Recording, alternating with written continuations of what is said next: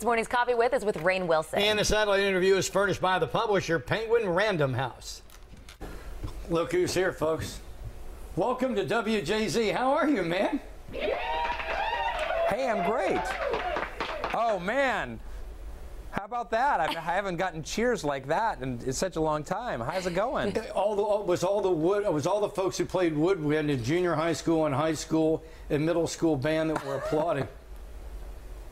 Nice. I love it. I love it. Hey, listen, I got to tell you. A little bassoon love.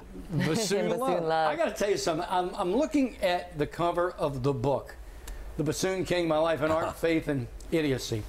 And I thought to myself for a second, you really resemble a young Garrison Keillor. Thank you?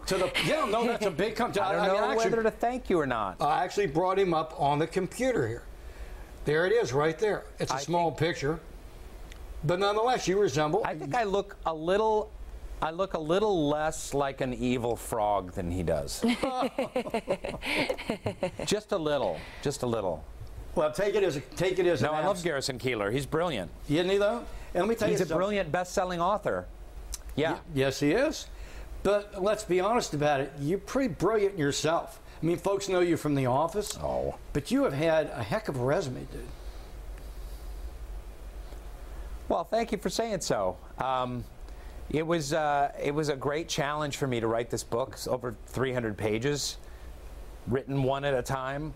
But I've really enjoyed looking back on my life, all the funny stories, the outrageous stories of being a struggling, starving actor, being a nerdy kid in school, a bassoonist of the title, but also my spiritual struggles and my spiritual journey around faith. And I think that's an interesting through line that people are pretty surprised to find out about, that a guy who plays such a dorky, weird character like Dwight would talk about spirituality in a book. So, but that's been a really exciting part of it for me as well. Well, share with us one of these outrageous stories you're talking about. Maybe one of the ones from when you're a struggling actor. Well, I do a big section about how I lived for about a year in an abandoned beer brewery in Brooklyn. Huh. And how we had no heat, and there were rats, and we had no shower, and we had some outrageous things happen during that time. So there was a constant struggle for me to find a place to take a shower. So I'd travel into Manhattan with my backpack, going on auditions and trying to get work, and I'd always have a towel and soap and shampoo, and I'd pop by my friends' houses and be like, hey, I was just in the neighborhood, thought I'd say hi. Then like, oh, hey, do you mind if I use your shower real quick? So I even dated a girl because she had a really, really nice shower right next to the subway stop. Perfect. There's a question begging to be asked. Why would you put yourself through living in an abandoned brewery? I was broke, dude. It was free. I had free rent, so I was trying to save some money. But it was pretty hellish. I wouldn't do it again if I could go back in time. You know, I'll throw you some respect. There's other questions that beg to be asked, but we only have 2 minutes left. We'll have to read the book to find out the full story on living in that abandoned brewery. But it's more than you're in the abandoned brewery. Now you're out on the left coast in a wild period of time in culture and the entertainment industry, and now you've got to live through this.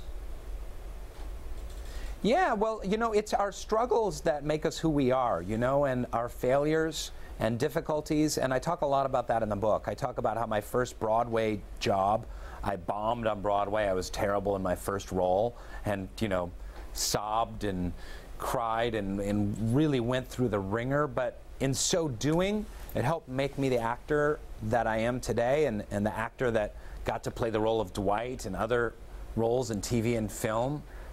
Because I went through the fire of that test, and I think that we all can relate to that. I think sometimes we look back on our hardest struggles actually made us better people, and I think there's a lot to be learned from that. Heat forges metal. Hey, listen, guy, we got to run. Here's the book, perfect for the holiday season, vacation, travel, and travel reading season. My Life in Art, Faith, and Idiocy, The Bassoon King. There it is. Congratulations. Nice. The models on The Price is Right couldn't have done that one better. Well done, brother. Thanks, Have a great Rainn. rest Having day, me on your show, guys. Rainn Wilson, thank you so much for being with us. Thanks for the great fun we've had watching you. Thank you. All right, thanks. Bye-bye. Oh, he's so funny. Yes,